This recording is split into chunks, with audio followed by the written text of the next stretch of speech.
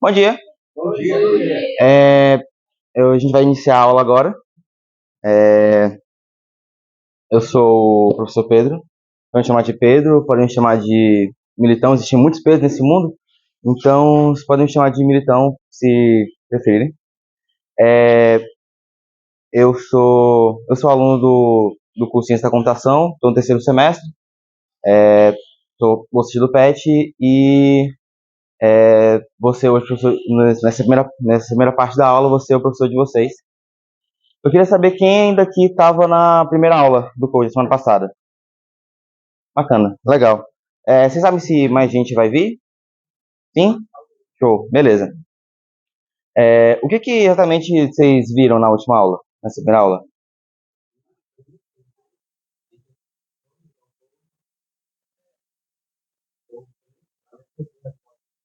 Uhum.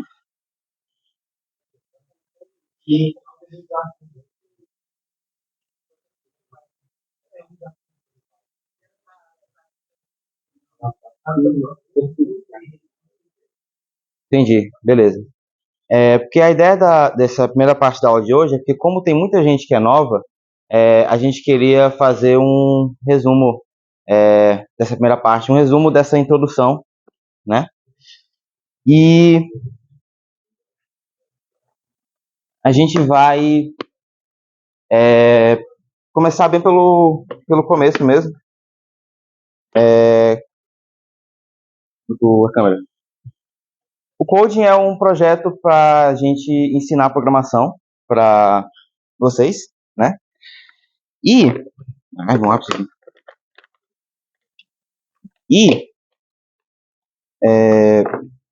eu queria saber, quem daqui já tem alguma experiência com programação, já brincou com isso alguma vez no passado? Sim, beleza. Sem problema, é bom que vocês tenham vindo para cá assim, porque aí a gente consegue começar do começo e tranquilo e sem muita pressa. Show, beleza. Antes de tudo, eu queria mostrar para vocês algumas das tecnologias que a gente vai usar. Acho que vocês já sabem, né? A gente vai estar usando como linguagem de programação no Code. A gente vai estar usando o Python. É difícil de ser Python com Y, né? Tá bom. Oi? Tá bom? Deixa eu chegar? Beleza. A gente vai estar usando a linguagem de programação Python. Alguns de vocês já conheciam Python? Já é algo estranho? É algo conhecido para vocês? Show, beleza. Por que a gente está usando o Python aqui no Coding? Existem três motivos muito importantes. O primeiro deles é que é uma linguagem extremamente fácil de se aprender, de se usar. Pois é.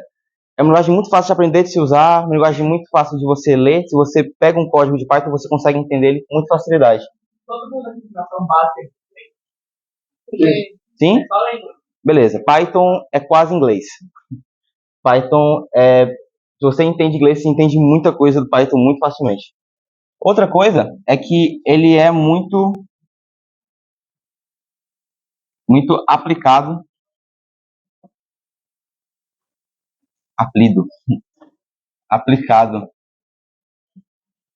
no mercado. Vou colocar só aplicado. Ele é muito... Olá, bom dia. Ele é muito aplicado no mercado, ele é muito aplicado no meio acadêmico. Ele é uma linguagem que é extremamente usada, principalmente na área de ciência de dados. Se vocês quiserem seguir por esse caminho, olá, bom dia. Se vocês quiserem seguir por esse caminho, é uma habilidade que é muito, muito importante vocês saberem. E outra coisa tem a ver com algo do nosso curso, que existe uma cadeira no primeiro semestre do curso de Ciência da Computação chamada Fundamentos da Programação, que é uma cadeira em que vocês vão aprender os básicos da programação, e para vocês colocarem a mão na massa, vocês vão usar o Python, certo? Então, São basicamente esses três motivos pelos quais a gente escolheu o Python para ser a linguagem que a gente vai ensinar aqui no Code. Mas para a gente fazer código em Python, a gente precisa de uma ferramenta para a gente conseguir escrever realmente esse código, né? Se você quiser ter, se você não quiser usar nenhuma outra ferramenta para poder escrever código em Python, você pode usar até o bloco de notas. Qualquer coisa que você pode editar texto, salvar e rodar depois, você pode usar para escrever código em Python. Mas a gente vai usar uma ferramenta chamada VS Code ou Visual Studio Code, que ela tem, se você pegar os pontos que eu vou pegar do VS Code, é bem parecido, né? Ela é um editor de código fácil de se usar, sabe? Você não precisa ter um conhecimento absurdo para você conseguir usar o VS Code e entender como é que ele funciona. Ele possui várias extensões que ajudam na utilização do programa, ajudam muito mesmo na utilização do programa. Com as extensões você pode, por exemplo, escrever um código e só apertar um botão que ele já roda automaticamente. Você não precisa abrir terminal, fazer coisa assim, mesmo que você possa, mas isso ajuda muito. E também ele é muito popular.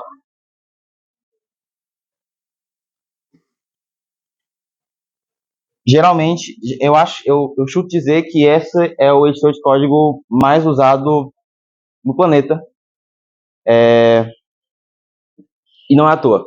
Ele é, ele é bastante, ele é muito fácil de ser aprendido e quando você aprende você consegue usar ele de diversas formas e é muito bacana. Então, beleza. Agora eu queria fazer uma pergunta. Eu percebi que tem algumas máquinas aqui que tem Python instalado nelas, tem algumas que não tem. Eu queria que vocês pesquisassem na aba de pesquisa do Windows a seguinte palavra,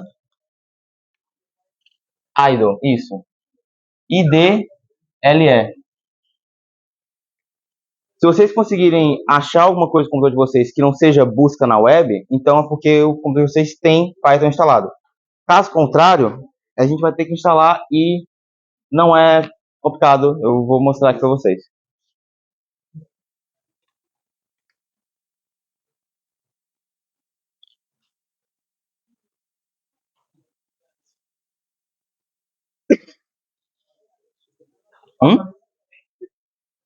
Esse aí? Oi? Alguns não tem. Tá, eu vou instalar nessa máquina aqui, porque a minha que eu vou usar aqui também não tem. Então, eu vou instalar o Python aqui. Eu queria que vocês, para quem não tivesse, prestar atenção, mas para quem tivesse também prestasse, porque vocês vão mexer com outras máquinas, então é interessante terem esse conhecimento. Beleza. Vocês entram no navegador de preferência de vocês, certo? Eu vou iniciar a sessão.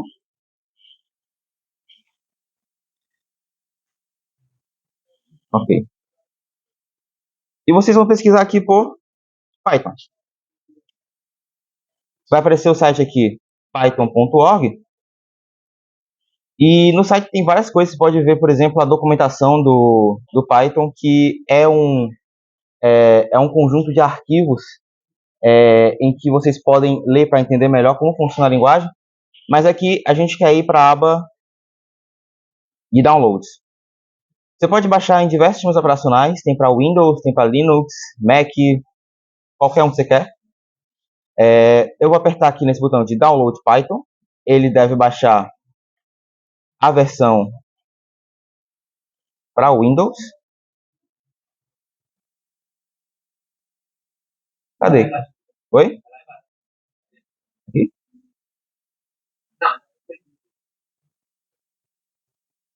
Onde? Aqui? Beleza. Então você pesquisa aqui na parte do Windows Installer e vai baixar aqui o instalador de Python. Tudo certo? Beleza? Ok. Vocês vão executar esse instalador.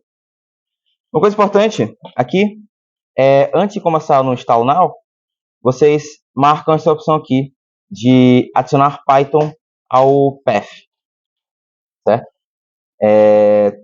Qualquer tutorial na internet que vocês virem de como instalar Python na máquina de vocês vai pedir para você fazer isso daqui. Aí você vai em instalar agora.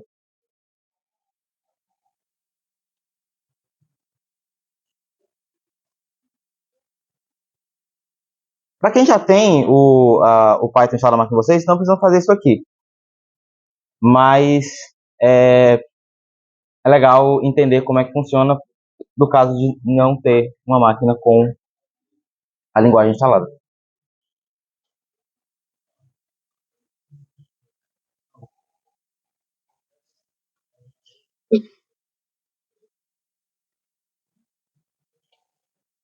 Show, beleza. Aqui diz que o setup foi feito com sucesso.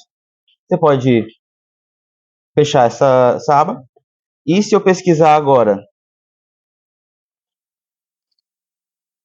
IDLE, ele vai aparecer aqui o aplicativo, ou seja, o Python está instalado na minha máquina.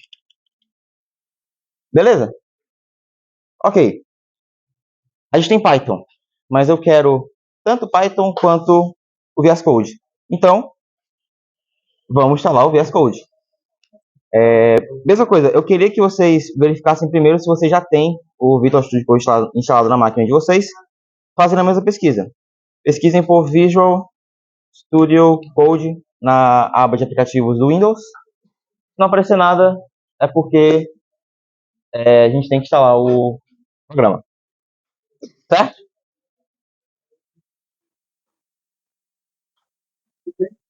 Vou fazer isso agora, tá? Só.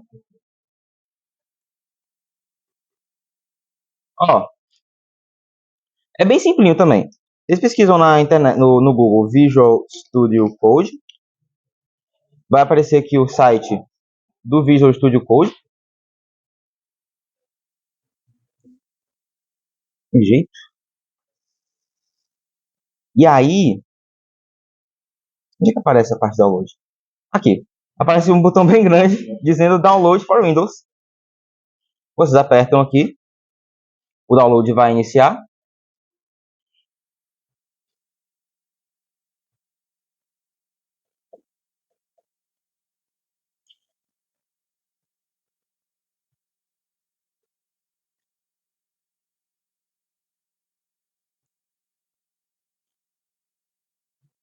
Show. Finalizou aqui o download do setup. Eu inicio ele. Eu aceito o acordo. Aperto em próximo. Aqui vai instalar para o meu usuário. Então, próximo. Iniciar a pasta. Próximo. Eu vou colocar aqui para criar uma atalho na área de trabalho, mas só para facilitar para mim mesmo. Próximo e instalar.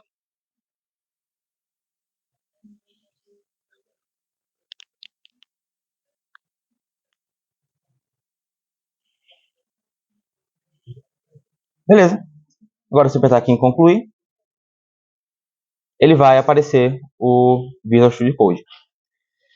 E eu queria fazer mais uma coisinha. Vocês estão com o Visual Studio Code aberto na máquina de vocês? Eu comentei que o Visual Studio Code tem várias extensões, né? E é justamente essa aba aqui, esses 4 quadradinhos. Você passa o mouse em cima, aparece um balãozinho escrito Extensions, extensões. Vocês apertam aqui e nessa aba de pesquisa, eu quero que vocês pesquisem por Python. Vai aparecer essa extensão aqui, que é da Microsoft, e vocês apertam aqui em instalar. Essa extensão de Python vai ajudar vocês a rodar os programas usando somente um clique. Vai ajudar vocês também, caso vocês cometam algum erro de sintaxe enquanto escrevam um código, ele vai indicar, tá errado isso aqui, você não queria escrever tal coisa. Então, é uma ajuda muito boa, quando vocês estão escrevendo. Ok, beleza. Eu vou agora deixar isso aqui um pouco de lado, porque a gente já tem as ferramentas. Aliás, não. Eu vou explicar mais uma coisa que eu esqueci de mostrar.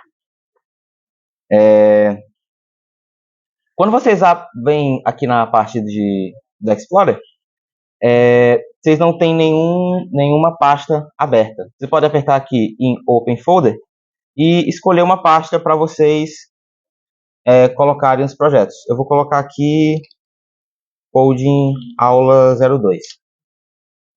Entro aqui e seleciono pasta. Pronto. Vocês apertam que sim, vocês confiam nos autores dessa pasta. E pronto, beleza. Aqui vocês estão vendo os arquivos que tem nessa pasta. Como eu acabei de criar ela, não tem nada. Tá? Para vocês colocarem um arquivo aqui dentro, você tem que apertar nesse íconezinho aqui chamado de New File. Vocês apertam nele e vocês têm que dão qualquer nome para o arquivo de vocês. Por exemplo, code. Né? Com o detalhe de que, como eu quero fazer um arquivo em Python, ele tem que ter a extensão .py. Tanto é que quando vocês fazem isso, já aparece aqui a logo do Python. Apertam Enter, pronto. Vocês estão aqui com o primeiro arquivo de Python de vocês. Não conseguiu abrir a pasta? Aqui não aparece nada, mas você vai aqui em File, aí vai em Open Folder. Beleza? Show. Todo mundo conseguiu? Alguém está com dificuldade? Beleza. Ok.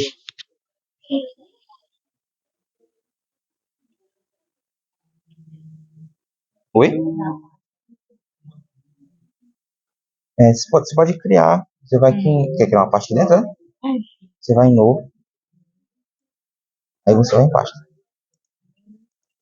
Aí você dá um nome para a pasta.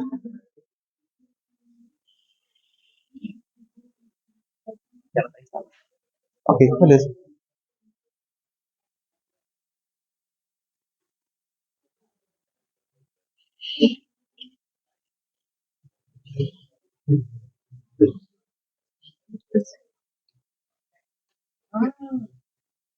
Deu certo?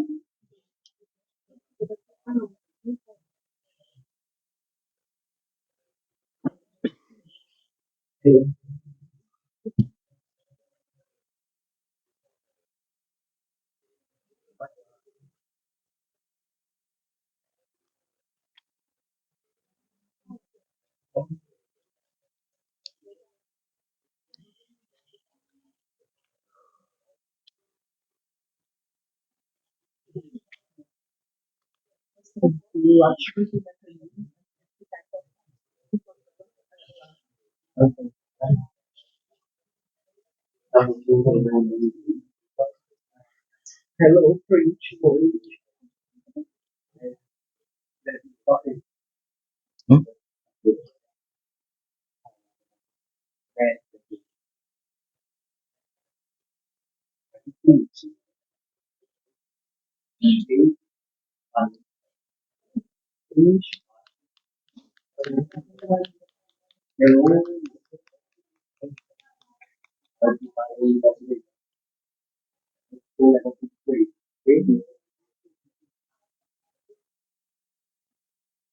Oi? Ah, tá. Ok. Nesse caso, você vai aqui em File e aperta aqui em Open Folder. Eu já criei. Já criou? Já criei. Documentos. Beleza. Você aperta aqui e seleciona a pasta. Sei. Pronto. Aí você aperta aqui em Yes, ok. Beleza.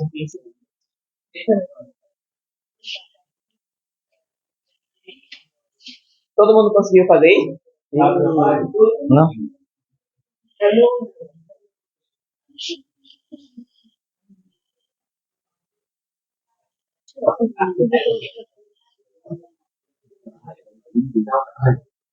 Não é segredo pra ninguém.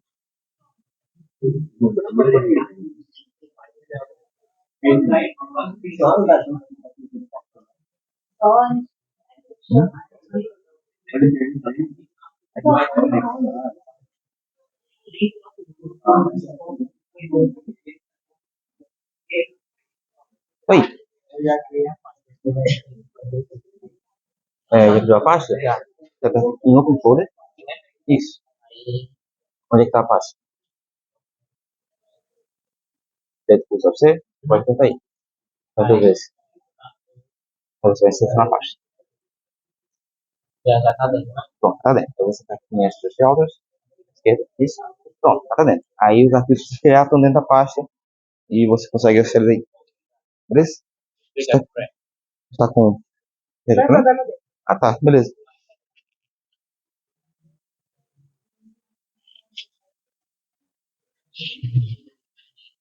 Como se deixar essa cadeira de não.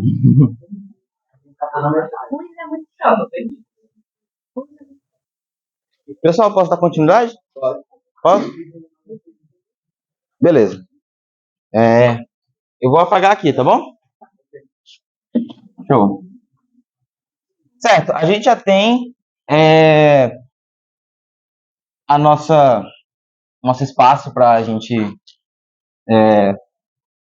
trabalhar criado. Agora eu vou realmente e efetivamente começar o resumo da última aula. Show, beleza. Algum de vocês já ouviu a frase? Algum de vocês já ouviu a frase que o computador é o burro mais rápido do mundo? Algum de vocês conhece essa frase? Beleza, então, pode ir. Certo. O que essa frase quer dizer? Ela quer dizer que o computador,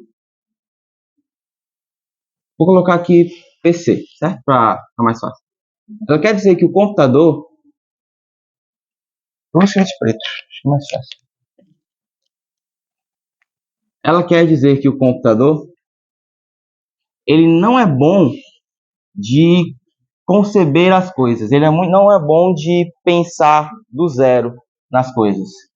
Eu vou colocar aqui, não é bom de criar, certo? Que é um menos, tá? Vou colocar vermelho. Ele não é bom de criar. Mas uma coisa que ele é muito bom de fazer é fazer. Ele é muito bom de executar.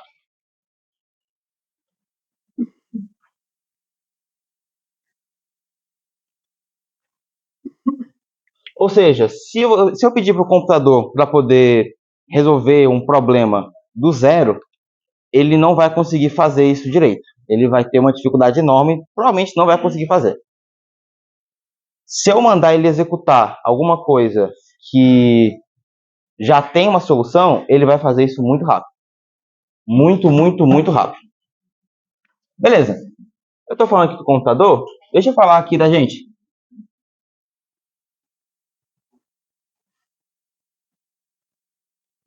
Humano.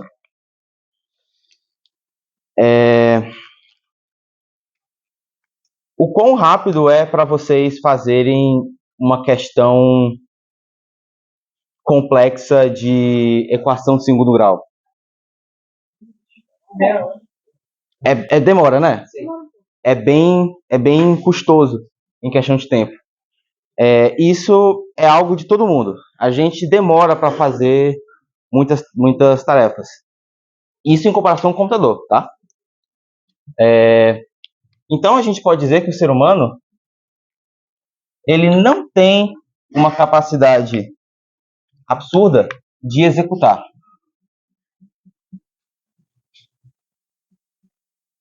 A gente demora para fazer algumas ações, não porque a gente não queira fazer elas, mas porque existe algo que consegue fazer muito mais rápido. Mas tem uma coisa que a gente, em comparação com o computador, é muito bom de fazer, que é criar. A gente consegue criar, pensar e resolver problemas com uma facilidade absurdamente maior do que uma máquina. E o que a gente, quando a gente está escrevendo algum programa, quer? A gente quer juntar essa capacidade humana de criar com a capacidade da máquina de executar essas funções. A gente quer pegar o melhor de cada um. Uma dupla, isso mesmo. Show, beleza. Então é um conceito bonito, é um conceito legal de que o humano cria, a máquina executa, certo? E como são duas entidades diferentes, o humano e a máquina, a gente precisa ter uma comunicação entre eles. É preciso que o humano converse com a máquina de uma forma adequada para que a máquina não somente faça, como também faça da forma como eu quero. Exatamente da forma como eu quero. Então, com base nisso que surge a ideia da gente mandar regras para o computador. Falar, faça isso, faça aquilo. Certo? E aí eu queria fazer uma pergunta. Alguém aqui sabe o que é um algoritmo? Podem falar, não tenho vergonha. 1 e 0? Oi? 1 e 0? Não.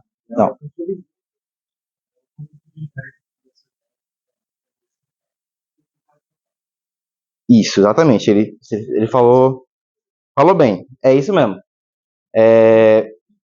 Qual é o seu nome? Oi?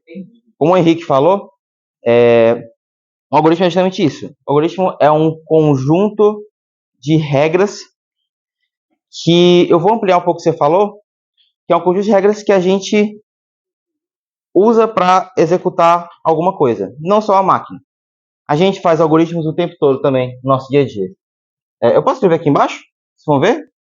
Beleza. Se vocês não estiverem vendo, vocês avisam, tá? Que eu passo pro outro lado sem problema. Beleza. Então aqui eu vou escrever algoritmo. Basicamente, o algoritmo é um conjunto de regras.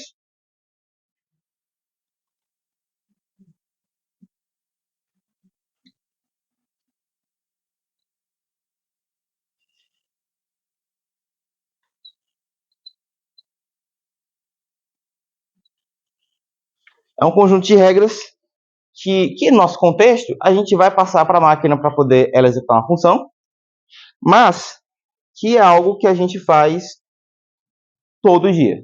Absolutamente todo dia a gente está seguindo algoritmos. E uma coisa muito importante que eu vou comentar mais tarde sobre os algoritmos é que eles têm que ser, que as regras deles, né, têm que ser específicas.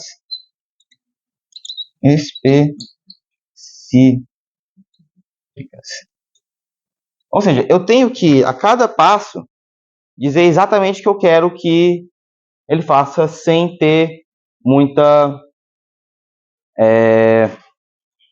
muita margem para erro, muita variação. Quantas colheres nessa calça você bota no leite de você? 3. Duas. A média é 2, mas não é regra. Porque ninguém ensinando algoritmicamente a fazer nessa calça. Alguém botou sal nessa calça? Eu boto. Eu tenho um amigo que bota açúcar nesse cal. Eu boto. Aí esse aqui Bota açúcar nesse cal? Eu boto 3 colheres de açúcar e 2 de açúcar. Cai isso? Aí é suicídio. Aí você bota quanto de leite? Você bota quanto de leite? Mas um copo de... É um copo de tipo 300 ml, mais ou menos? 250? Beleza, bastante. Ok. Beleza. O Theo pontuou algo legal. Que um exemplo bacana de algoritmo que a gente faz, algumas pessoas fazem mais que outras, é um Nescau com leite. Certo? Eu posso pegar um papel, pegar 20 papéis, e escrever nesses 20 papéis: pegue Nescau, pegue leite, coloque no copo e misture. e entregar para 20 pessoas. Se eu fizer isso, eu tenho certeza que eu vou ter 20 Nescau diferentes. Né? Aqui tem gente que coloca uma colher de Nescau, coloca 4 colheres de Nescau, coloca sal, coloca açúcar, coloca... Enfim, coloca mel, enfim. Eu vou ter 20 produtos diferentes. Certo? E assim, é bacana que a gente tenha vários Nescau diferentes para a gente poder provar várias versões diferentes de Nescau. Mas, o que a gente quer que a máquina faça é algo mais consistente, né? Eu não quero torcer que a máquina faça um Nescau que é o do meu agrado, né? Por isso que as regras precisam ser específicas. Se só dizer coloca Nescau, coloca leite, coloca num copo e mistura, a máquina pode pegar um copo medidor de xarope, encher metade de leite, colocar não sei como 3 colheres de Nescau e não misturar. Eu vou ter basicamente Nescau no copinho. Por isso que esse detalhe é muito importante. Show, beleza. Aqui no decorrer do curso, a gente vai estar sempre montando algoritmos para poder pensar melhor nos problemas que a gente está abordando. E um bom algoritmo pensado antes de aplicar mesmo no código ajuda muito a gente montar o código mesmo. Beleza. Então, eu acho que a gente já pode partir para algo um pouco mais prático, né? Alguém tem alguma dúvida? Alguém tem algum comentário, alguma coisa? Não? Show. Beleza. Então, vamos na massa. Certo, beleza. Eu acredito que na primeira aula, o Vinícius, para quem esteve na última aula, o Vinícius e o Rodrigo, eles falaram sobre variáveis, né? Beleza. Para quem chegou agora, o que vocês entendem por variável? Quando eu falo a palavra variável, o que vem na cabeça de vocês? Oi? Show. Mais alguma ideia? Oi? Um valor que pode Beleza. que muda constantemente. Uhum. Show. Tudo isso aí é realmente a ideia de variável. Tá tudo beleza. A variável, ela é um é algo que recebe um valor. A gente pode guardar esse valor para poder usar no futuro de alguma outra forma. Na matemática, por exemplo, a gente usa as variáveis naquelas questões de equação, isso. Ou então questão de fórmula mesmo, certo? Você tem que colocar os valores específicos para você ter um resultado final. Aqueles valores que não estão determinados, eles são variáveis porque a gente atribui um valor a eles e aí aplica aquela fórmula toda. Em Python é a mesma coisa. Como é que a gente vai atribuir uma variável em Python? A primeira coisa é que a gente tem que dar um nome para a variável. Aqui o que eu estou escrevendo não é desse jeito, tá? Só estou indicando de maneira genérica. A gente tem que dar um nome para a variável. Nesse caso, eu vou dar o nome da minha primeira variável de variável. Uma dica não, algo importante quando você está declarando variáveis é que elas não comecem com número. Elas não podem começar com número, elas têm que começar sempre com letra. Outra coisa, não é indicado você colocar acento em variável. Aqui ele vai aceitar, mas não vai ser em todo canto que esse programa vai rodar com acento.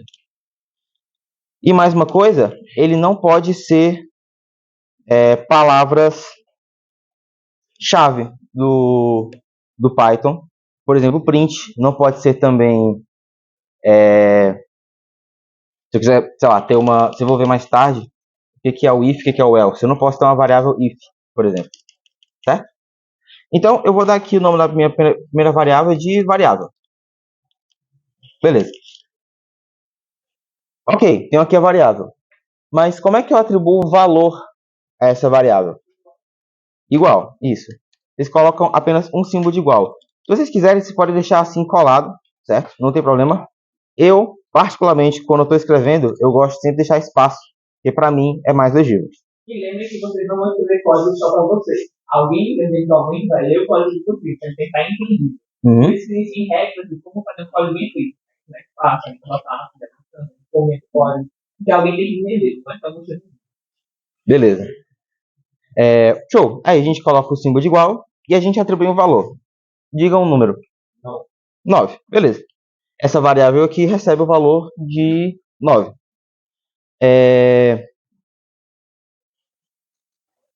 Agora, toda vez que eu usar a palavra variável nesse código, o programa vai entender como sendo 9.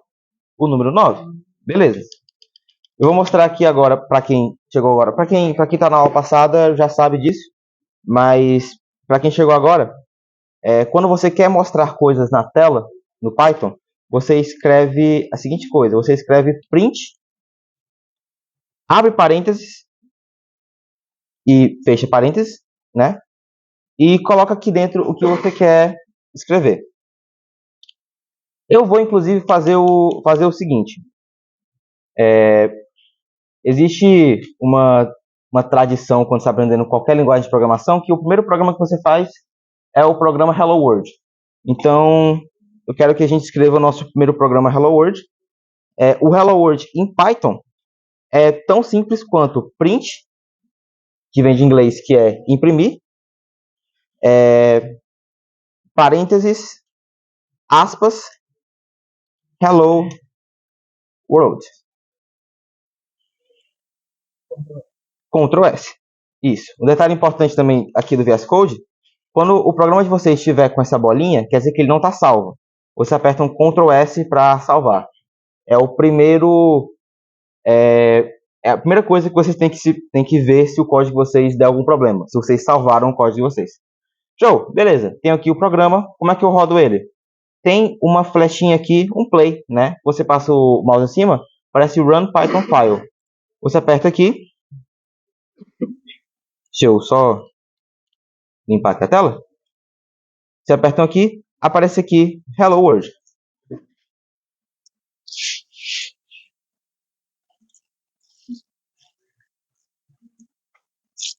Todo mundo conseguiu?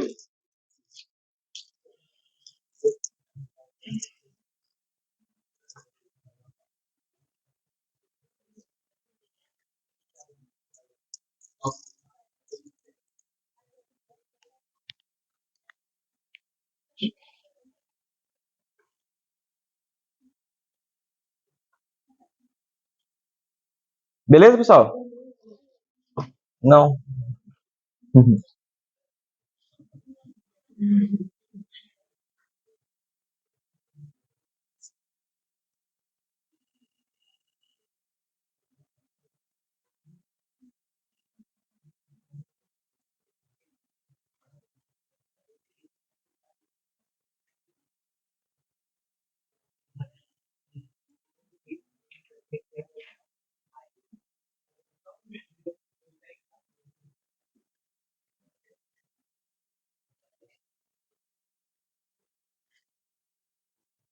Então, lembre que você escolher nomear o arquivo e botar ponto .py no final. Porque senão o computador não entende que é uma arquivo.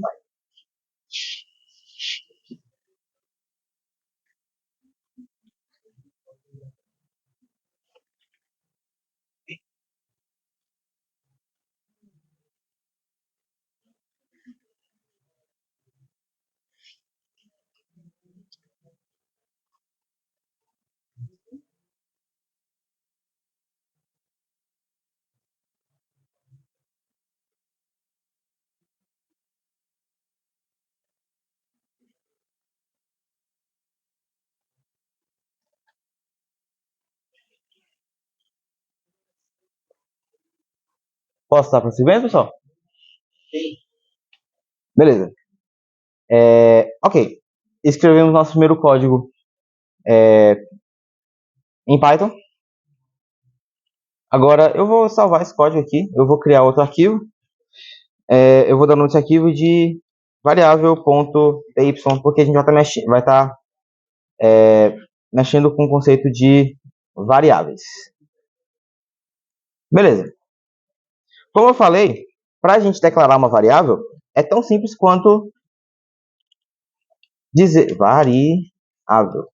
É tão simples quanto dizer o nome da variável, colocar um símbolo de igual e atribuir um valor para ela. Beleza. Tanto é isso que se eu chamar o comando print e dentro dos parênteses eu colocar o nome da variável que eu acabei de criar, variável, sim,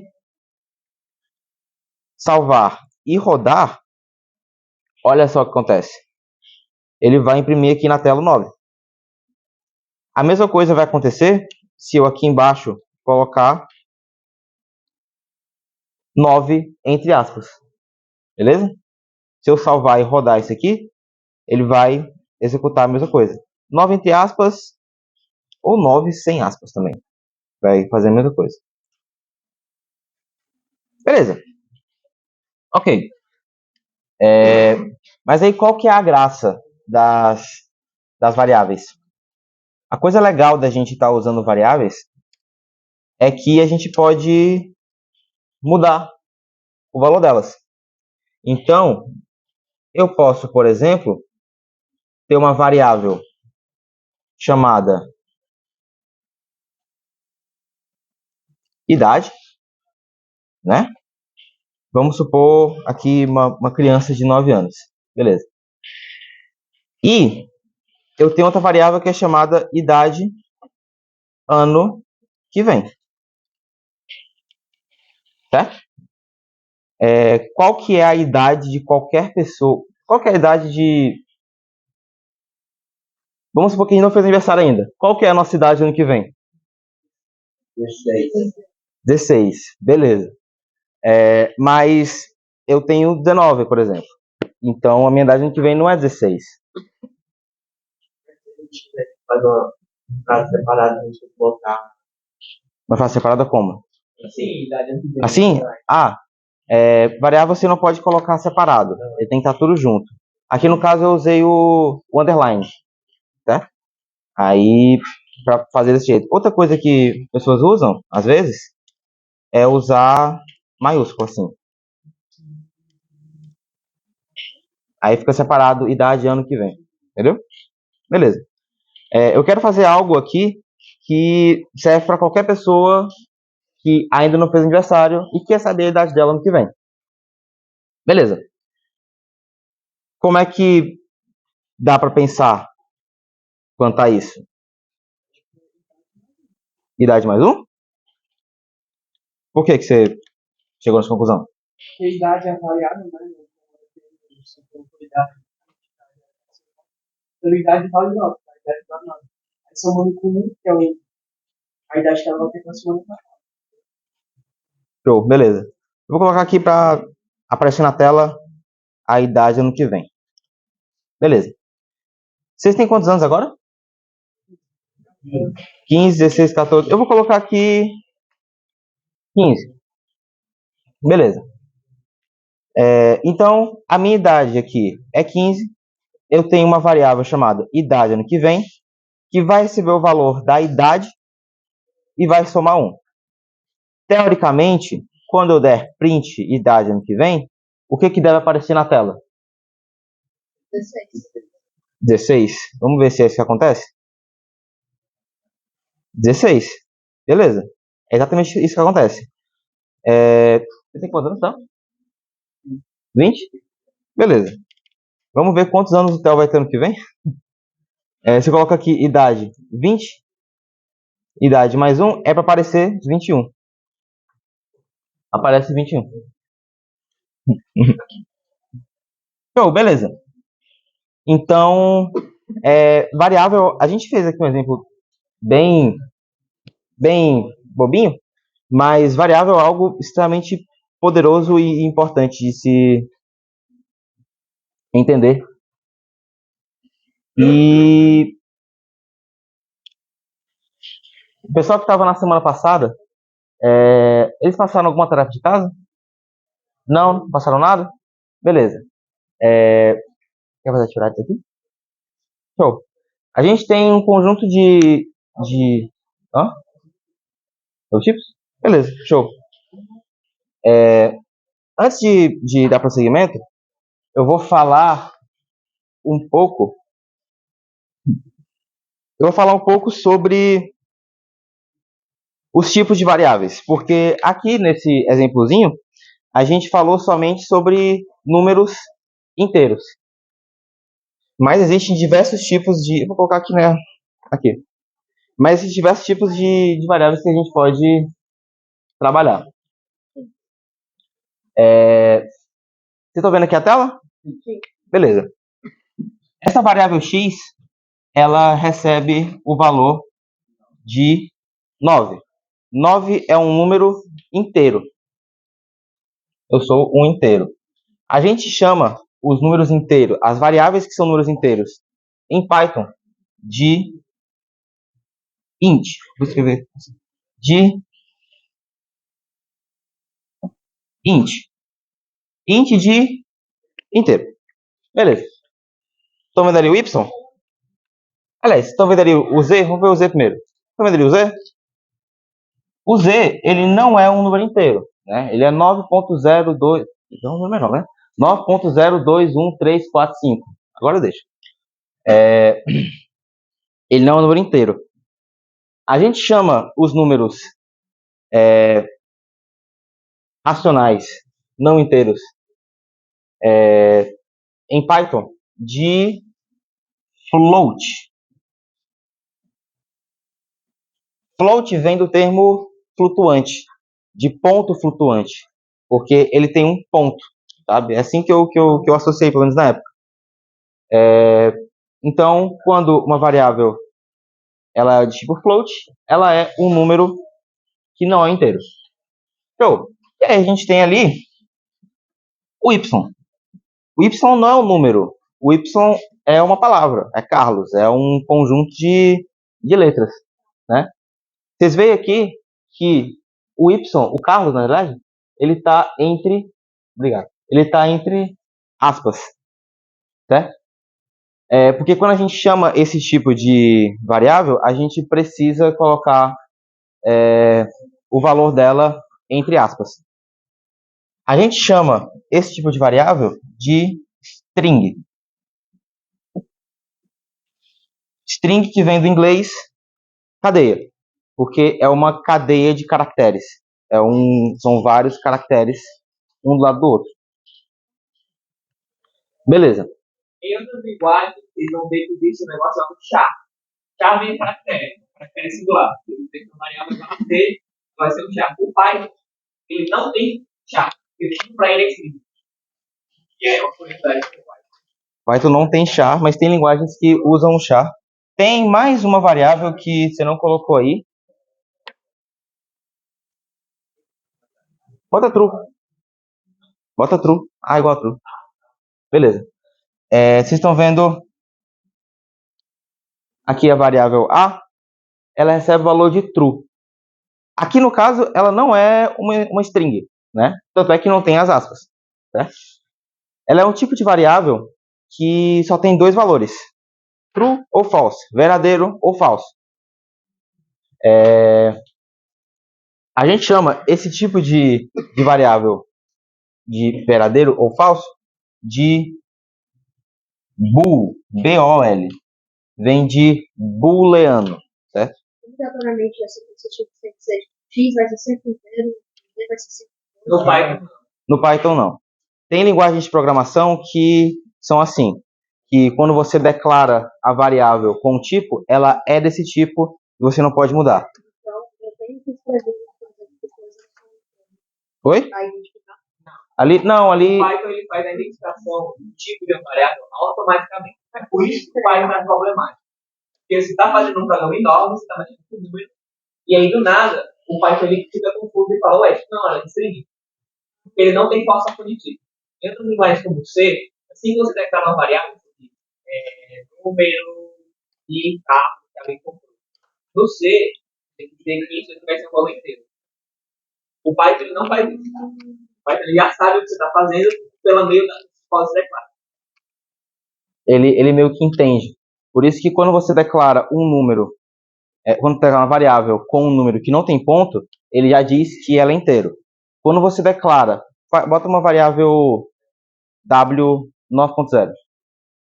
Quando essa variável w aqui, ele não vai identificar essa variável como sendo inteiro. Vai identificar como sendo float. Porque ele colocou aqui 9.0. Isso, não vai ser inteiro. Quando você declara uma variável que recebe o valor de uma string, né, de algo entre aspas, ele já identifica como sendo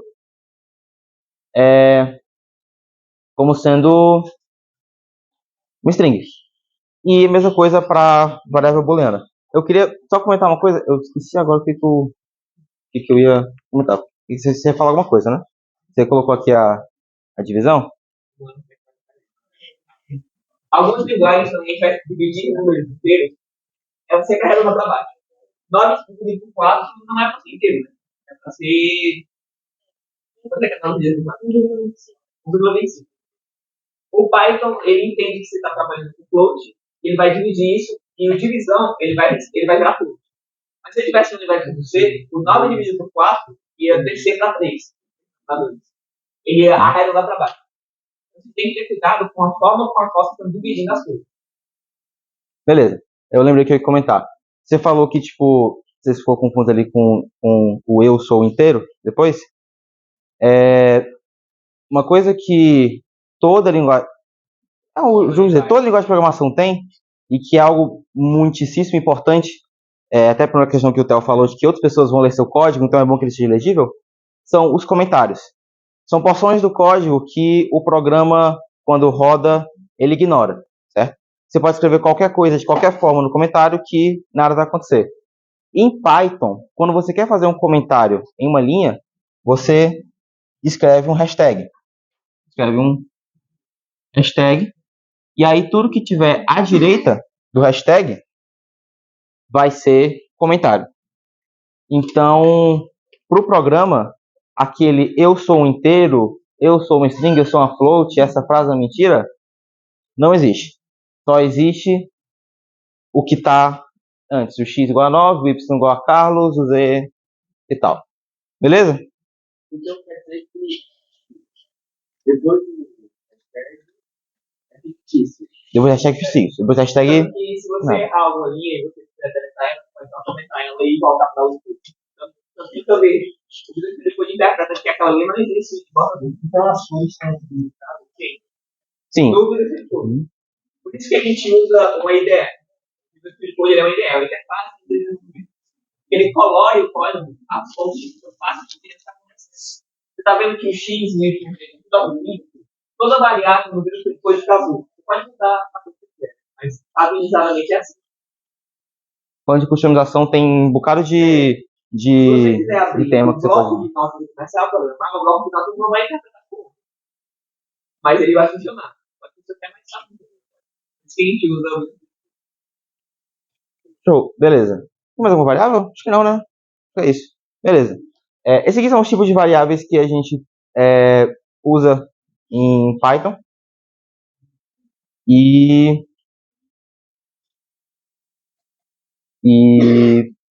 beleza. Vamos interpretar um pouquinho o que o Theo escreveu no código. Como a gente disse, quando a gente tem uma divisão de inteiros em Python, certo? Uma divisão de inteiros que dá um número quebrado, o Python entende que isso é um número quebrado, um ponto flutuante, e a variável associada a isso já se torna um ponto flutuante. Então, se eu der print divisão, ele vai apresentar quanto? 2.25. Beleza. Isso aqui é algo que eu não falei ainda. Algo novo, né? Quando a gente está mexendo com matemática, né? O símbolo de igual significa igual, né? A parte da esquerda é igual à da direita. Então, pessoal, a gente pode começar? Pode. Começar a gravar? Tá bom. Eu precisarei um pouco da atenção de vocês agora, que a gente vai fazer umas coisas legais. E eu não sei programar, então eu não vou mexer com o computador, não sei o que é isso. Mas hoje a gente viu algumas coisas, e na aula passada também, a gente viu input, a gente viu print e a gente viu variável. Eu quero que vocês esqueçam tudo que vocês viram, porque isso aqui não importa pra gente mais. A gente não vai mais mexer com Python. Esqueceram? Pronto. O que é que faz um número ser par? Então isso significa que se n der resto zero na divisão por 2, ele é par. Vocês entendem isso aqui? N porcentagem em 2. O porcentagem, ele significa o resto da divisão. Porque quando a gente pega um número, divide por 2, se o resto der zero, é porque ele é par, né? Isso aqui é o símbolo da comparação que a gente viu agora. Isso aqui vocês não esqueçam. Isso aqui é útil. Tá bom? Então a gente sabe do que é um número par. Mas imaginem que vocês não sabem dividir. Mas vocês têm um saco que sabe dividir. Um saco. Alguém para vocês na rua e fala, galera, eu quero saber se n é par e vou tacar no saco. O que eu faço? Não sei, né? Então vamos olhar para dentro do saco. Não é filosofia. N está dentro do saco. Eu tiro N do saco e eu pergunto, N é divisível por 2? Todo mundo entende que isso aqui é a pergunta N é divisível por 2. Ok. Se N for divisível por 2, eu tiro ele do meu saco. Eu não quero ele no meu saco. Se ele sair do meu saco é porque ele é par. Certo? Ok. Se ele não for, ou seja, se não, se isso aqui não acontecer, ele não é par, mas N mais 1 vai ser par, não vai? Talvez. Eu não sei somar. Eu boto de novo no saco. Né? Tenho N. Não sei se N é par. Olho para ele. N é par? Não. Somo mais 1, boto no saco de novo. Se N não for par, ele é ímpar. N mais 1 é par, né? A gente sabe. Agora o saco também sabe. Então a gente acabou de fazer um programa que sabe o que é um número par. Beleza. Isso é extremamente simples, né? Eu só compliquei algo que é simples. Concordam? Todo mundo entendeu? Tá certo. Fazer um número par é besta. O que é um número ser potência de 2? O que é uma potência de 2? Não. Um número que é potência de 2, toda vez que eu repetir esse processo, eu vou tirar 2, 2, 2, 2, 2, até chegar no 1, né? Né? Então o número que é potência de 2 é um número que só tem 2 dentro dele. Então se eu tacar ele no saco, eu vou tirar 2, 2, 2, 2, 2, 2, 2 para sempre. Como é que eu faço isso com o saco? Eu apago tudo que eu fiz antes. E eu uso um pouquinho do molde de antes. Se n for divisível por 2, n sobre 2 volta para o saco. Se não, o programa para. Tá faltando alguma coisa? Vamos pegar um exemplo. 8. Porque a gente sabe que 8 é uma potência de 2, né? Vamos dividir 8 por 2. 4. 4 agora está no saco. Vamos dividir 4 por 2. 2. Mas está faltando algo. O nosso programa, o saco não sabe o que é 1.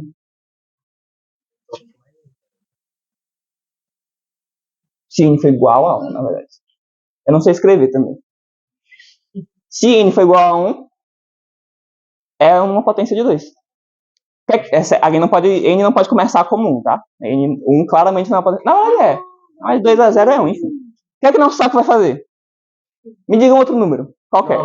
9. N é 9. Botei 9 no saco. Olhei pro saco. Que número eu tiro do dentro do saco? 9. 9 é divisível por 2? Então o programa para. Não é uma potência de 2. Me diga outro número. 8. 16. 16. Bota o 16 no saco. Que número tá no saco? 16 é divisível por 2? Então quanto é que é 16 por 2? 8. Botei 8 dentro do saco de novo. Quanto é que é 8 dividido por 2? 4. Boto 4 no saco. Quanto é 4 dividido por 2? Boto 2 no saco. É uma potência de 2. Isso é legal. Então, eu mandei pra cá com MMC. MMC. Só que você tá se adiantando, eu não sei o que é MMC. O saco não sabe o que é MMC. O saco não sabe isso. Não, ele não vai ficar pra sempre. Porque ele para quando ele chega no 1 ou quando ele não chega. Em vez de ser só uma vez, ele vai várias vezes. É. Como? Ele tá repetindo. Ele bota o número dentro do saco. Toda vez que tem um número no saco, eu olho.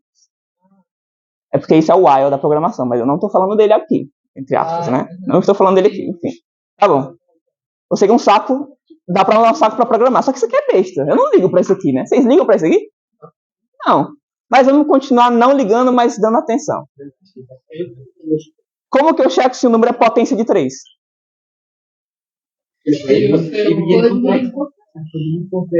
Não é o mesmo programa? Tá bom, então eu não vou fazer de novo. Mas vocês entendem que é o mesmo programa, só que em vez de 2 ele bota 3. Ok. O que é o número ser potência de 6? Ela é a mesma coisa. É. Então, ao invés de eu fazer um novo programa que checa por divisibilidade de 6, eu não posso pegar um programa que divide por 2, um programa que divide por 3, e juntar os dois e fazer um programa que divide por 6? Tá bom, então vamos fazer isso. Mas vocês vão ter que me ajudar.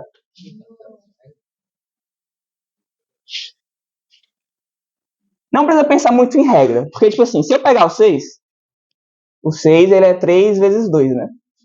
Esses são os dois menores números que eu posso pegar e dividir para dar 6. Sem contar 1. O 1 não existe pra gente, só às vezes. Então, 6 vezes 6, que é uma potência de 6, é 3 vezes 2 vezes 3 vezes 2, né? Então a gente só basta checar por 3 por 2. Então vamos fazer esse programa. Aí a gente vai ter um saco maior. Vai receber um número. Vamos começar por ordem. Primeiro, esse número vai ser tacado num saco menor. E esse saco vai perguntar, esse número é divisível por 2? N, porcentagem 2, igual a 0? Se sim, o que é que acontece? Não. Eu boto no saco maior. Porque o programa tem que continuar até chegar no 1. Porque senão eu não sei nada. Se ele não for divisível por 2, ele sai do saco? Bota no saco dividido por 3. Por quê? Porque pode ser que eu tenha na potência... Ah, pronto, 6. Eu divido 6 por 2, dá 3. 3 não é divisível por 2. Mas é divisível por 3. Então a gente tem que ter o saco do 3. Então a gente agora bota o número aqui dentro. E a gente pergunta, N, porcentagem 3 igual a 0? Se for, a gente faz o que com esse número? Saco maior. Se não for, não, coloca mesmo assim. Vai pro saco maior de novo. Oxi. Porque ele pode ser dividido por 2 ainda. Eu tenho um número. Ele é uma potência de 6. Dentro desse número, só tem 3 e 2, né? A gente viu que só tem 3 e 2. Então o que eu tenho que fazer? Eu tenho que botar esse número dentro do saco, tirar todos os 3 e tirar todos os 2. Só que eu não sei que ordem, entre aspas, esses 3 e esses 2 estão. Pode ser que eu chegue num número que só resta 3 e pode ser que eu chegue num número que só resta 2. Pode ser que eu tivesse... eu tenho um 2 e um 3 e um 3. Aí eu tiro um 2, boto aqui, não tem mais 2. Aí ele vem pra cá, então tem 3, então ele tira o 3 e volta pra cá. Beleza, então ele tem que fazer esse ciclo sempre. Eu só vou saber se esse número não vai ser uma potência nesse saco maior. Que vai chegar algum resto aqui, que não é nem divisível por 2, nem divisível por 3 e não é 1. Porque esse número só vai ser potência de 1 quando ele passar pra cá e chegar aqui com 1. Esse saco tem que ter o mesmo tamanho. Então o que a gente tem que fazer? Aí a gente joga ele fora. Então a gente bota o saco, o número aqui dentro. E a gente vê se ele é dividido por 2. Se for, ele volta pra cá dividido por 2. Se não for, ele vem pra cá. Aí a gente divide por 3, taca aqui e começa o processo. Se alguma vez o 1 chegar aqui, vocês concordam que esse 1 vai garantir que esse número é uma potência de 6? Se vocês não estiverem confiantes disso, vocês podem acabar o programa. Se n for igual a 1, acaba o programa e compara o tamanho do saco de 2 com o tamanho do saco de 3. Se esse tamanho for igual, esse número é 1, quer dizer que a gente tirou 2 e 3 várias vezes iguais, a gente tirou 4, 2 e 4, 3, e só restou 1. Então, esse número, na verdade, é 2 elevado a 4, 3 elevado a 4 vezes 1. Né? Eu tirei 4, 2, ou seja, 2 vezes 2 vezes 2, eu tirei 3, 4 vezes e 1. Isso aqui é uma potência de 2, porque isso aqui é divisível por 2 vezes 3. Hã? Multiplicando todos os sacos. Exatamente. Tá bom. Isso ainda é meio besta. Isso aqui serve pra alguma coisa? Não, então é besta. Pronto. Tá bom. Ok. Vamos fazer só mais um exemplo legal. E se o número for uma potência de 20? O que é 20? Decompõe o 20 para mim aí. Qualquer coisa, não precisa ser o certo. 5 vezes 4. Dá para decompor isso aqui mais ainda? 5 vezes 2 vezes 2, que é 5 vezes 2 ao quadrado, né? Eu não sei escrever, me desculpe. Tá bom. Então, a gente viu que quando a gente decompor o 20, a gente vai ter que ter um saco. Eita, que tá sem tinta. Vai ter um saco de 2 e um saco de 5. Qual que é a relação entre esses dois sacos? Sabendo disso aqui. O tamanho do saco de 5 vezes 2 é igual ao tamanho do saco de 2. Tá bom. Isso ainda é meio besta. Isso não serve pra nada. Só que números são esses que eu tô trabalhando? O 2, o 5, o 3. Que números são esses? O que é decompor um número? Mas o que é fatorar?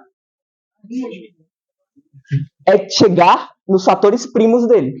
Então, o 2, o 3, o 5, o 7, o 11, o 13, são todos números primos. Os números primos são a menor decomposição que o número tem. Vocês concordam comigo? Não dá para diminuir, porque não tem divisor por primo, então ele tem que ser o menor. Só que todo número pode ser decomposto de fator primo?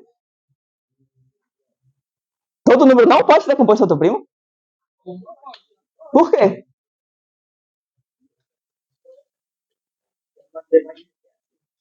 Por que todo número pode ser decomposto de número primo? Vocês sabem por quê? Isso aqui não é o que a gente fez? A gente pegou potências e decompôs as potências em fatores primos.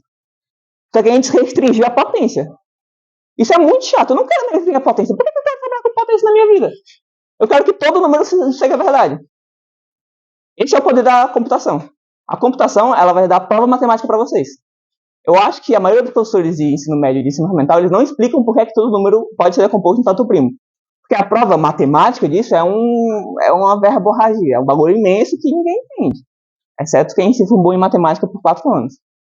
Mas se a gente pegar um saco e tacar o número dentro, isso é uma prova. Porque esse saco segue regras. A gente fez umas regras que funcionam. Então vamos fazer um programa que decompõe qualquer número em número primo. Usando sacos.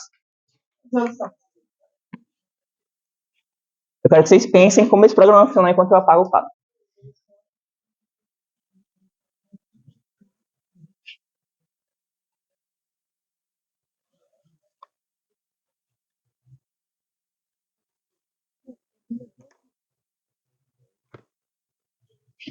Como é que a gente começa?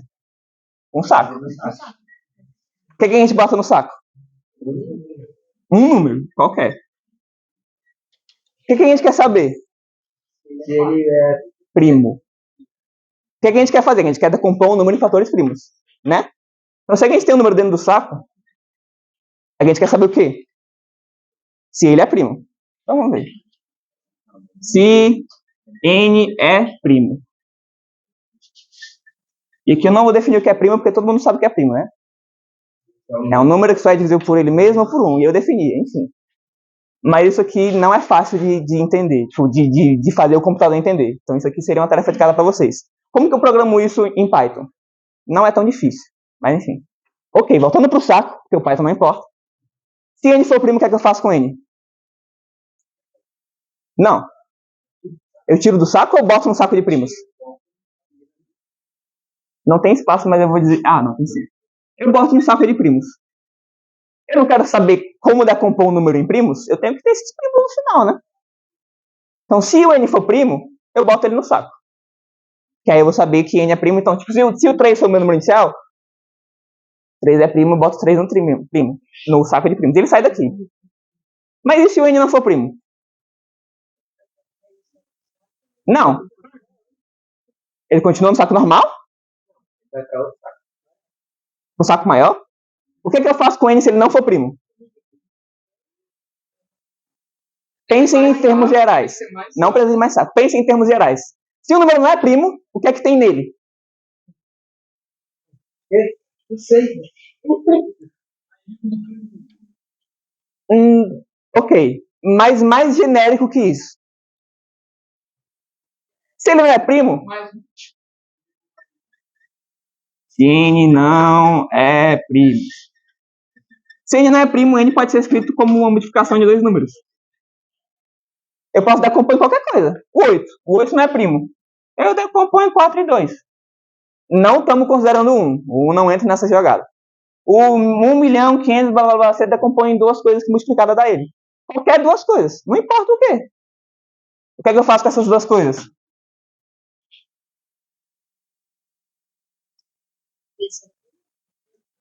Mas o saco ele só existe. Ele não sabe o que ele faz. Ele só sabe quando tem alguma coisa dentro dele.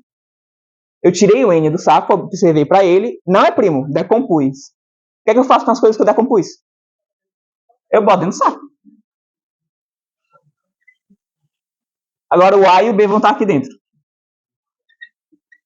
Eu decompus o N em A e B. O que é que eu faço com A e com B?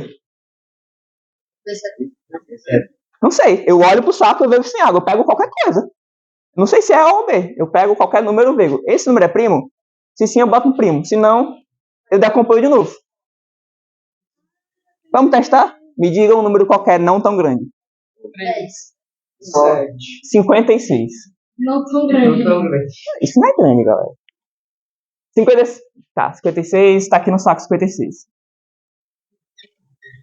Abro o saco. Que número eu pego dentro do saco? 56 é primo? Não. Não é primo. Tá bom, então estou bem aqui.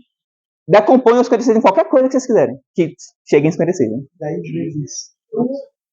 10 vezes 12 não chega em 56. 10 vezes. Não, 4 não 2 funciona. vezes 29. É 2 vezes 28, é? Tá bom, vamos decompor 56 em 2 vezes 28. Funciona isso aqui, 2 vezes 28? Funciona, porque chega em 56. Só precisa chegar em 56. Então a gente pega o 2 e 28 e bota aqui dentro. Abro o saco. O que é que tem dentro do saco? 2 e 28. Qual que eu pego? 28. Tá bom, 28. O 20, qualquer um, mas eu vou pegar o 28. 28 é primo? Não. Tá bom. Decompõe o 28. Então agora tem... Eu boto no saco de novo. Então o saco agora tem um 2, outro 2 e um 14. Abro o saco. Pego o 14. 14 é primo? Não. Decompõe o 14 em quê? 2 vezes 7. Boto 2 e 7 no saco. Abro o saco. O que é que eu boto no saco? Ou o que é que eu tiro do saco? 2. 2. 2 é primo? Volta pro saco principal. O que é que tem no saco principal? 7 é primo? O que é que tem no saco? É primo? Bota no outro saco. O que é que tem no saco? 2 é primo? Bota no saco. Como que eu sei que para? Como que eu sei que para? Enquanto saco não for vazio. Por que isso aqui funciona? Por que isso aqui é um programa que verifica que todo número é composto em primos? Não, tem regras, mas por que isso aqui é uma prova? Por que essa prova funciona?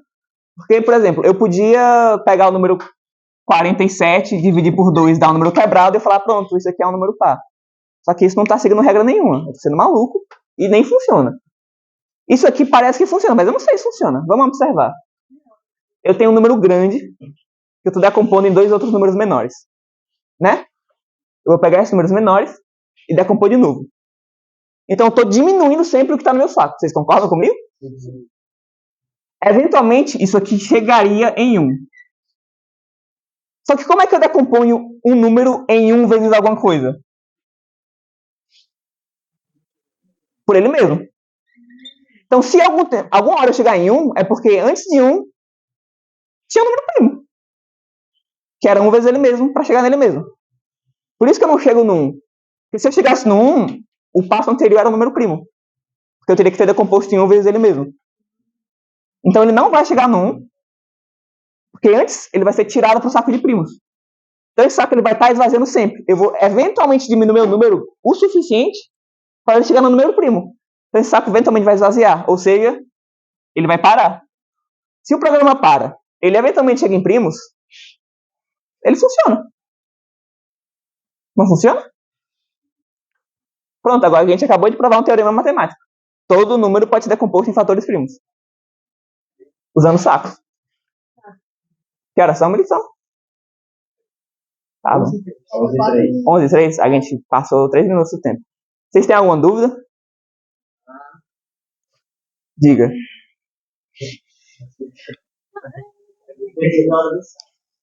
Na hora do saco? Tá, mas Vocês perceberam que o saco ele não é nada? Ele é um armazenamento?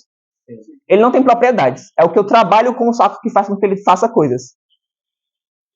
Eu taco regra no saco até ele fazer o que eu quero. Então isso aqui é um programa completamente aplicável em Python. E essa é a tarefa de casa de vocês.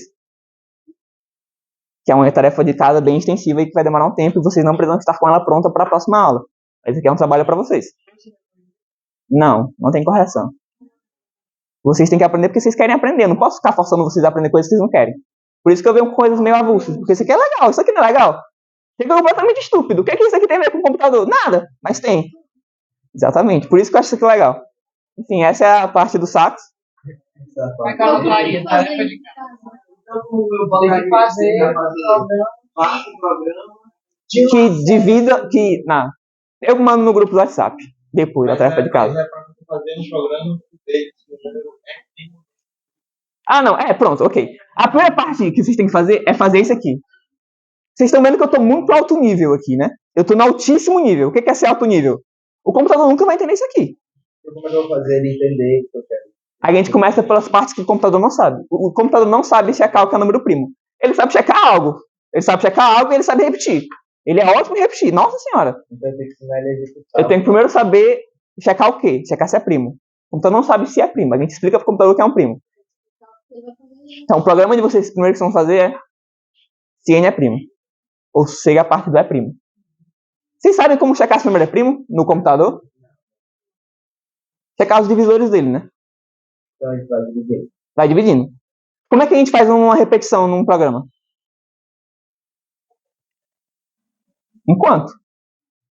Enquanto alguma coisa, eu vou repetindo. Não, é while, né? Mas enfim. Eu tô no alto nível, não tô no Python aqui. Então eu vou pra cá, porque ela... Não, eu vou apagar isso aqui.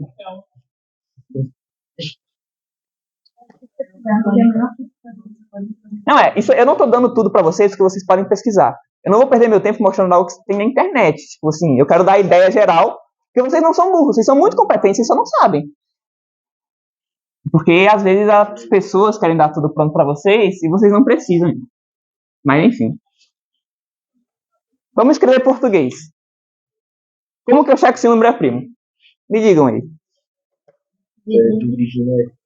Vai fatorando. O número é n. Eu vou dividir até chegar nele? Vamos dividir até chegar nele. Então vamos dividir. Enquanto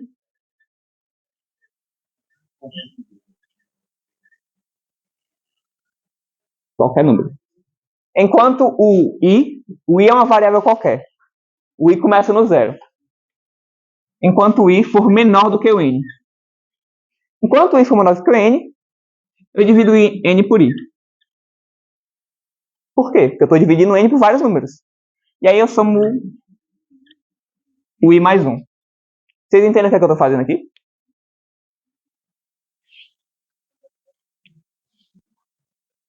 Chuta o que é que eu estou fazendo. Deixa de ser. Isso aqui é um algoritmo. Eu tenho uma variável que começa no 0 e um valor que eu dei. Tem alguém falando atrás? Tá bom. Uma variável qualquer. Vamos dizer que o número é 10. Começamos no 10. O i começa no 0. Tá bom. Enquanto o i for menor do que n. 0 é menor do que 10? Então a gente entra aqui dentro. Quanto é que é n dividido por i? Quanto é que é 10? Na verdade não pode, né? Mas vamos dar 0. Começa com 1, tem que começar com 1. Eu menti pra vocês. 10 por 1 dá certo.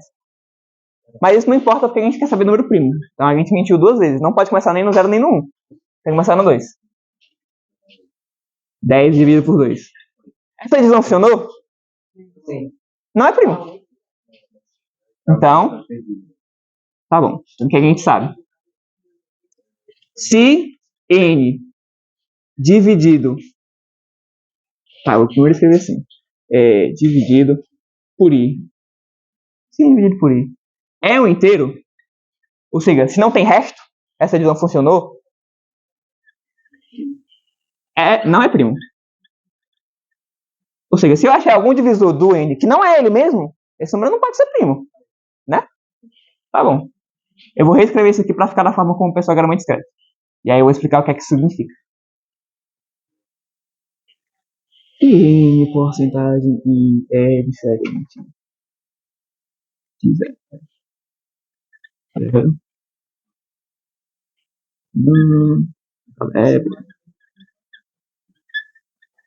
Eita, que acabou a tinta de novo.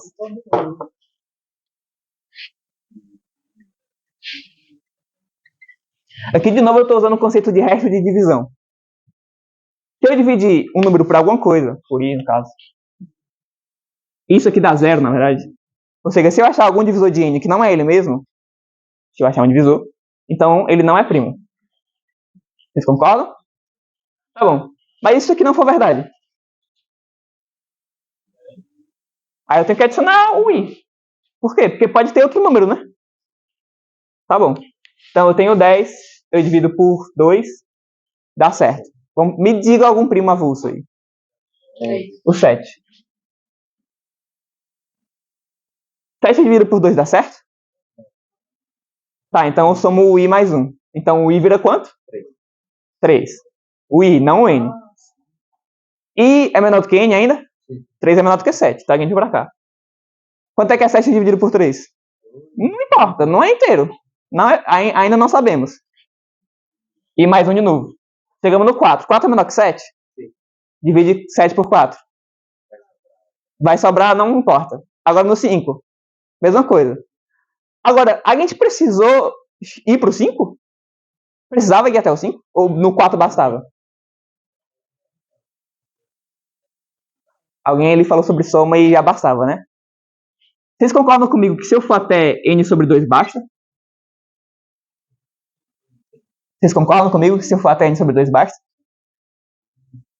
Por quê? Se eu tenho um número qualquer, digamos que eu tenho o 158. Eu não sei quanto é a metade de 158, mas enfim.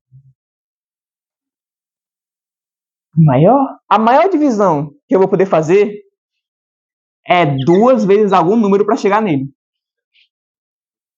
79. 2 vezes 79. Então, os limites dessa minha repetição é o 79. Porque o 80 nunca vai ser divisor desse cara. Porque passou da metade. Não tem nenhum número que multiplicado por mais que a metade de outro que chegue nesse número. Número inteiro. Estamos trabalhando só com inteiros. Então, tipo assim, se eu tenho o número 10 milhões, que é muito grande, 10. Eu não vou checar de 1 até esse número. Não precisa. É só ir até a metade. Isso é importante. Vocês têm que economizar tempo, porque o programa consome memória, consome tempo. Vocês vão querer calcular o divisor de um número que é do tamanho, que é maior do que a quantidade de átomos no planeta Terra. Vai ser a vida inteira de vocês. Divide pela metade.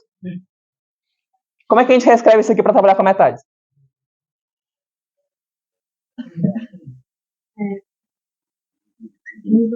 Pronto. A gente tem um programa que checa primo. Só vocês converterem isso aqui para Python. Enquanto em Python... o i mais 1 é como a gente soma essa variável. Porque esse programa vai repetir. Só que se a gente não somasse o i, ele sempre ia ser menor do que 7. A gente nunca ia estar dividindo por outro número. O i ia ficar estável. O i ia ser 2, e a gente ia dividir por 2 e não ia dar certo. A gente ia dividir por 2 de novo, por 2 de novo, e por 2 de novo, e nunca ia dar certo. Então a gente soma... a gente vai somando o i incrementalmente. É assim que o loop enquanto funciona. Você tem dentro dele algo que vai se incrementar para eventualmente ele chegar a tudo. Eu gosto muito do enquanto, que é o famoso while. No Python ele é while. Existe outro tipo de loop que é o for. Eles funcionam, eles são basicamente a mesma coisa, um faz a mesma coisa que o outro. Então a tarefa de casa de vocês é implementar isso aqui no Python. Vocês têm o nome das coisas e vocês têm como funciona. Eu acho que vocês conseguiriam. Vocês sabem instalar Python, vocês sabem instalar Visual Studio Code e vocês sabem fazer isso aqui. Tem como fazer no celular também. Enfim, é isso, galera. Não queria me estender muito porque essas coisas são legais, mas vocês sabem fazer isso aqui. Enfim, é isso. Porque a gente tinha que ter saído daqui 11 horas, por isso que eu fiz algo curto. Mas eu acho que, como não chamaram a gente ainda, vocês podem ficar por aqui, por enquanto. É porque a gente está sem a chave do departamento. Aí o pessoal da limpeza que está com a chave do departamento. Aí eles saem em 11 horas. Acabou a aula. Mas vocês podem ficar praticando.